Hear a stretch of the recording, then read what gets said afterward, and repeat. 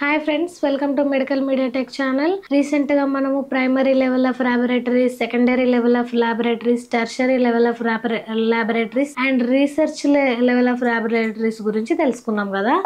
ఈ వీడియోలో మనం దాంట్లో మన సిలబస్ లో మెన్షన్ చేసిన విధంగా ఇప్పుడు మనకి ఇన్ఫ్రాస్ట్రక్చర్ ఆఫ్ ల్యాబొరేటరీస్ గురించి తెలుసుకున్నాం. అంటే అది సపరేట్ ల్యాబొరేటరీ అని కాదు, కానీ లోపల ఇన్ఫ్రాస్ట్రక్చర్ ఎలా ఉండాలి ల్యాబొరేటరీకి అని ఈ వీడియోలో మనం తెలుసుకుందాం. అండ్ ఒక ల్యాబ్ మనము పెట్టాలి అనుకున్నప్పుడు కానీ ఒక ల్యాబ్ కి మనము మెయింటైన్ చేయాలి అనుకున్నప్పుడు వాళ్ళు ఎలా దాన్ని ఇన్ఫ్రాస్ట్రక్చర్ చేయాలి అని అంటే దానికి చాలా రూల్స్ అండ్ రెగ్యులేషన్స్ అనేటివి ఉంటాయి. ఆ రూల్స్ అనేటివి మనము పాటించాల్సి ఉంటుంది. దాన్నే ఇన్ఫ్రాస్ట్రక్చర్ ఆఫ్ ల్యాబొరేటరీ ఎలా ఉండాలి, ల్యాబొరేటరీ స్పేస్ గానీ అది ఎలా ఉండాలి అనేది పాయింట్ టు పాయింట్ మనం తెలుసు. ఫస్ట్ పాయింట్ వచ్చేసి ఏంటి అని అంటే out side of the facility should be made available containing the following information: name and registration number, services offered, working hours, contract number, fee for the different test and service అని అంటే ఇప్పుడు మనం reception లో ఏదైనా patient వచ్చినప్పుడు ఎలాంటి information ఇవ్వాలి, మనము కరెక్ట్ ఇన్ఫర్మేషన్ ఇవ్వాలి అండ్ ఎంత ఫీ ఉంది ఏంటి, ఆ ప్రొసీజర్ ఎలా ఉంది అనేది అవుట్ సైడ్ ఆఫ్ పేషెంట్స్ కి కానీ ఇన్ సైడ్ ఆఫ్ పేషెంట్స్ కి మనం రిసెప్షన్ ఎలా మెయింటైన్ చేయాలనేది ఫస్ట్. ఇక్కడ లోపల సమాచారాన్ని అందించే, అంటే దీని మీనింగ్ ఏంటంటే సమాచారాన్ని అందించే రిసెప్షన్ అనేది ఒక స్పెసిఫిక్ ప్లేస్ అనేది ఉండాలి. అక్కడ నుంచే ప్రతి టెస్ట్ల గురించి కానీ అన్ని ఇన్ఫర్మేషన్ అనేది తెలుస్తుంది కాబట్టి. అండ్ బయట నుండి కాల్స్ కూడా చేస్తారు కాబట్టి, మెయిల్స్ చేస్తారు, వాటన్నిటికి రిప్లై కూడా ఇవ్వడానికి, సమాచారం అందించుకోవడానికి ఒక రిసెప్షన్ అనేది ఉండాలి ల్యాబ్ లో. సెకండ్ వచ్చేసి essential health and safety regulations use safety as applicable. అంటే ఎసెన్షియల్ హెల్త్ అండ్ రెగ్యులేషన్స్ వర్తించే భద్రత అనేది ఉపయోగించాలి. అంటే ఎసెన్షియల్ సర్వీసెస్ ఎప్పుడైనా ల్యాబ్ లో వర్క్ చేసే వాళ్ళకి ఇట్లా ఫైర్ యాక్సిడెంట్లు కానీ అలాంటివి జరుగుతూ ఉంటాయి కదా, అప్పుడు మనము వాటన్నిటికి ప్రికాషన్స్ అనేటివి తీసుకోవాలి.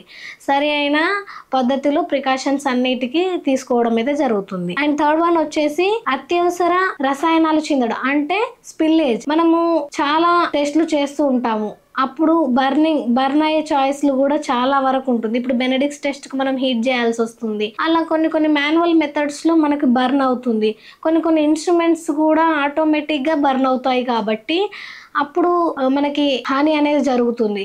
అప్పుడు ఆ రసాయనాలు మన పైన, అంటే వేడి రసాయనాలు మన పైన స్పిల్లేజ్ అవ్వడం కానీ కింద స్పిల్లేజ్ అవ్వడం కానీ ఉంటే ఆ స్పిల్లేజ్ అనేది ఎలా మనము కంట్రోల్లో పెట్టుకోవాలి, ఎలా చేయాలి, ఆ స్పిల్లేజ్ జరిగినప్పుడు మనం ఎలాంటి బాధ్యతలు తీసుకోవాలి అనేది కూడా ఉంటుంది అక్కడ. థర్డ్ వచ్చేసి అండ్ ఫోర్త్ వచ్చేసి నిరంతరం విద్యుత్ సరఫరా, అంటే పవర్ సప్లై ఎనీ టైం ఉండాలి. మనము ఒక టెస్ట్ పర్ఫామ్ చేస్తున్నప్పుడు మధ్యలో పవర్ కట్ అయిపోయినప్పుడు మళ్ళీ స్టార్టింగ్ నుంచి మనం ఆ టెస్ట్ పర్ఫామ్ చేయాల్సి వస్తుంది. అప్పుడు చాలా మనకు రియేజెంట్ కాస్ట్ వేరు కానీ అన్ని సపరేట్ ఎక్కువ ఖర్చు అనేది ఉంటుంది కాబట్టి, అండ్ రిపోర్ట్స్ కూడా డిలేట్ అయ్యే ఎక్కువ చాయిసెస్ ఉంటాయి కాబట్టి మనం ఎనీ టైం నిరంతరం పవర్ సప్లై ఉండేటట్టుగా జనరేటర్స్ అవన్నీ అరేంజ్ అయితే చేసుకోవాలి. అండ్ అంటే అలా ఉండాలి, ల్యాబొరేటరీ అలా ఉండాలి. అండ్ ఫోర్త్ వన్ వచ్చేసి పరీక్ష ప్రయోజనం కోసం, అంటే ఆ టెస్ట్ ఎలా laboratory grade water and examination purpose, అంటే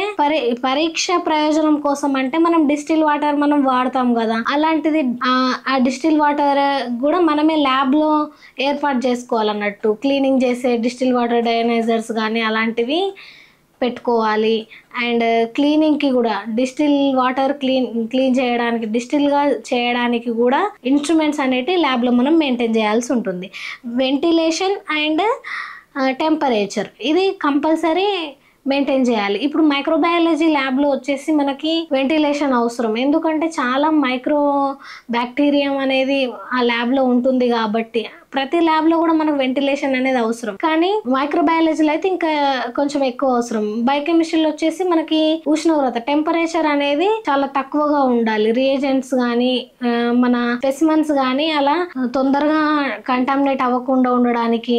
అండ్ ఇంకేంటంటే కరెక్ట్ టెంపరేచర్ మెయింటైన్ చేస్తే మనకి అక్యురేట్ రిజల్ట్ అనేది వస్తుంది. అక్యురేట్ రిజల్ట్ రావడానికి కోసమైనా మనం ల్యాబ్ మొత్తానికి టెంపరేచర్ మెయింటైన్ చేయాలి అండ్ తేమ కూడా అది మనం మెయింటైన్ చేయాలి. దానికి సపరేట్ ఇన్స్ట్రుమెంట్స్ ఉంటాయి. టెంపరేచర్ మెయింటైన్ అవుతుందా లేదా, టెంపరేచర్ ఎంత ఉంది ఏంటి, తేమ ఎంత ఉంది ఏంటి అని మనం ప్రతిరోజు దాన్ని ఫాలో చేయాల్సి ఉంటుంది. అంటే ఈ రోజు ఇంత టెంపరేచర్ డేట్ వైజ్ గా మనం దాన్ని మెన్షన్ చేయాల్సి ఉంటుంది. అలాంటి షీట్స్ ఏర్పాటు చేయడం కానీ అలాంటివి చేయాలి. అండ్ రిఫరెన్స్, బయట ల్యాబొరేటరీస్ నుంచి మనకు రిఫరల్స్ వస్తాయి. ఆ రిఫరల్స్ కూడా ఎలా మనం కమ్యూనికేషన్ చేస్తున్నాము, కరెక్ట్ ఇన్ టైంలో టాట్ అని అంటే ఇన్ టైంలో రిపోర్ట్స్ ఇస్తున్నామా లేదా, వాళ్ళు ఎలా మనము ఆ శాంపుల్స్ ఒక టెంపరేచర్లో మనం ఆ శాంపుల్స్ అనేటివి తీసుకోవాలి.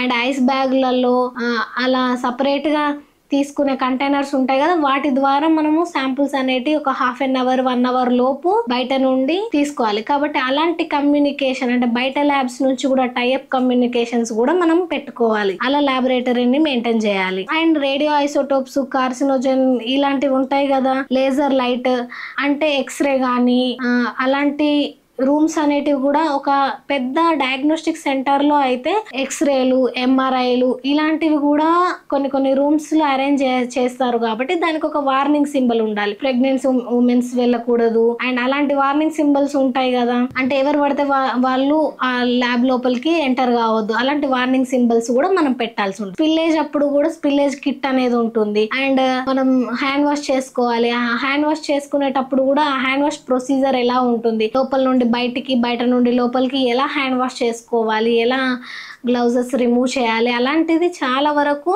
ప్రొసీజర్స్ అనేది మనం మెయింటైన్ చేయాలి. సెంట్రిఫ్యూజ్ వాడుతున్నప్పుడు ఆ సెంట్రిఫ్యూజ్ ఎంత టెంపరేచర్, ఎంత ఆర్పిఎంలో మనం వాడాలి, ఎన్ని నిమిషాలు వాడాలి ఏంటి అని అనేది కూడా ఎలా పర్ఫామ్ చేయాలనే షీట్ను కూడా మన సెంట్రిఫ్యూజ్ దగ్గర మనం పెట్టుకోవాల్సి ఉంటుంది. ఉష్ణోగ్రతలు, తేమలు ప్రతిరోజు చెక్ చేసుకోవాలి. క్లీనింగ్ మెయింటెనెన్స్ కూడా ప్రతిరోజు చెక్ చేసుకోవాలి. ఆయాస్ వార్డ్ బాయ్స్ కూడా ప్రతిరోజు వస్తున్నారా, క్లీన్ చేస్తున్నారా లేదా, అన్ని ఇన్స్ట్రుమెంట్స్ బాగున్నాయా లేదా, ప్రతిరోజు ఒక టెక్నీషియన్ కంపల్సరీ వాటిని చెక్ చేసుకోవాలి. సో ఇది. అండ్ ప్రతి సౌకర్యాలు ఎందుకు, స్టాఫ్ కి సఫిషియంట్ వాష్రూమ్స్ కానీ, వాటర్ సప్లై ఎనీ టైం ఉండేటట్టుగా and power supply any time ఉండేటట్టుగా వాష్రూమ్స్ అవైలబుల్ ఉండాలి. అలా స్టాఫ్ కి అరేంజ్మెంట్స్ కూడా ఒక ల్యాబొరేటరీ మెయింటైన్ చేస్తున్నప్పుడు అది కూడా చేయాల్సి ఉంటుంది. అండ్ రిజిస్ట్రేషన్ అండ్ రిపోర్ట్స్ పంపిణీ, అంటే మనం రిపోర్ట్స్ అనేది డిస్పాచ్ చేస్తాం కదా, దానికి సపరేట్ సెంటర్ అనేది ఉంటుంది. ఇప్పుడు ఒకవేళ రిసెప్షన్ వాళ్ళే దాన్ని కూడా చేయొచ్చు, లేకపోతే సపరేట్ గా రిపోర్ట్స్ మనము ఇవ్వాలి పేషెంట్ కి కాబట్టి దానికి కూడా ఒక సపరేట్ క్యాబిన్ అనేది నిర్మించాల్సి ఉంటుంది. నెక్స్ట్ వన్ వచ్చేసి మన పేషెంట్స్ కి వాష్రూమ్స్ సపరేట్. అండ్ వీర్యం సేకరణ అంటే సెమెన్ అనేది వాళ్ళు కలెక్ట్ చేయాలి కదా, దానికి సపరేట్ రూమ్.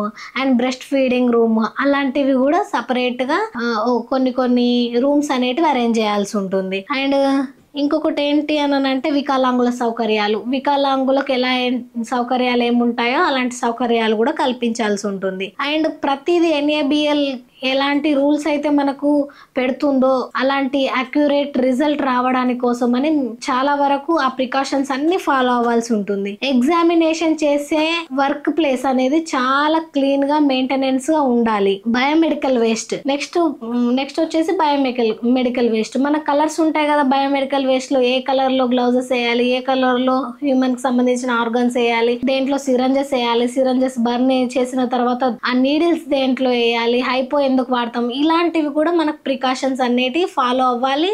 అండ్ దాన్ని కూడా మనం ఫాలో అవుతున్నామా లేదా రిజిస్టర్ లో మెన్షన్ చేయాల్సి ఉంటుంది. పేషెంట్ నెంబర్ కానీ, name, IP number, OP number, everything register లో మెయింటైన్ చేయాలి. చెకింగ్ కి ఎప్పుడైనా గవర్నమెంట్ నుంచి కానీ అండ్ NABL ఆడిట్స్ జరిగినప్పుడు కానీ అలాంటివి మనము ప్రతిదీ కూడా మెన్షన్ చేసి ఉంటే దానికి కూడా చాలా ఈజీ అవుతుంది. పేషెంట్స్ వచ్చి మా రిపోర్ట్ గురించి కొంచెం వివరణ తెలపండి అని అడిగినప్పుడు కూడా మనం ఏ టైంకి వచ్చారు, ఏ డేట్ రోజు వచ్చారు అని అనుకుంటే ప్రతిదీ రికార్డులో మెన్షన్ చేసి ఉంటే అది అక్యురేట్ గా ఉంటుంది. మళ్ళీ చెక్ చేసుకోవడానికి వాల్యూస్ కూడా అది యూజ్ అవుతుంది. అండ్ ఇంకొకటి వచ్చేసి గ్లాస్ వేర్ ని శుభ్రపరిచే విధానము. ఎలా శుభ్రపరుస్తాం గ్లాస్ వేర్ ని, అది చాలా ఇంపార్టెంట్. అండ్ ఇంకొకటి ఏంటంటే విరిగిన గ్లాస్ వేర్ ని మనం యూజ్ చేయకూడదు. కంపల్సరీగా విరిగితే కొంచెం ఎడ్జెస్లో కొంచెం విరిగింది కదా అని ఆ గ్లాస్ వేర్ని కూడా మనం యూజ్ చేయొద్దు. అండ్ ఇంకొకటి ల్యాబ్లో మెయింటైన్ చేసే వాళ్ళు, ల్యాబ్లో వర్క్ చేసే వాళ్ళు ప్రతి ఒక్కరు కూడా ఆహారం తినడానికి కానీ ఏదైనా డ్రింక్ తాగడానికి కానీ అసలు వీల్లేదు. ఎందుకంటే అది కంటామినేటెడ్ ఏరియా కాబట్టి మనకు కూడా ఏదైనా నోట్లో నుండి ఫుడ్ ఐటమ్స్ తింటాం కాబట్టి వాటికి ఏదైనా బ్యాక్టీరియా చేరడం కానీ మనకు హెల్త్ ఇష్యూస్ వస్తాయి. కాబట్టి ల్యాబ్లో ఎలాంటి ఫుడ్ ఐటమ్స్ కానీ డ్రింకింగ్ ఐటమ్స్ తీసుకోవడానికి అసలు వీల్లేదు.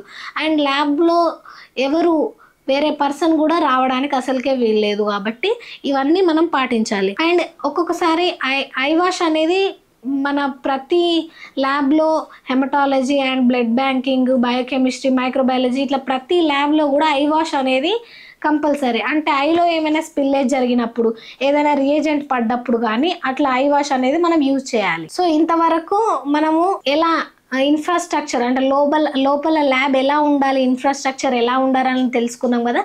కరెక్ట్ ప్లేస్ ఉండాలి, స్పేస్ ఎక్కువగా ఉండాలి, అండ్ ప్రతి మిషన్కి అంటే ఇన్స్ట్రుమెంట్కి గ్యాప్ ఉండాలి, టెంపరేచర్ ఉండాలి, అండ్ ఏసీ అంటే మన ఉష్ణోగ్రతను కూడా మనం టెంపరేచర్ మెయింటైన్ చేయాలి. ఇలా ప్రతిదీ కూడా మనం మెయింటైన్ చేస్తూ ఏదైతే మన గైడ్ లైన్స్ ఇచ్చారో NABL నుంచి ఎలాంటి గైడ్ లైన్స్ ఇచ్చారో వాటన్నిటిని మనం ఫాలో అయ్యి ఈ ఇన్ఫ్రాస్ట్రక్చర్ ఆఫ్ ల్యాబొరేటరీస్ని ఫాలో అవ్వాల్సి ఉంటుంది. ఇది ఇన్ఫ్రాస్ట్రక్చర్ ఆఫ్ ల్యాబొరేటరీస్ గురించి.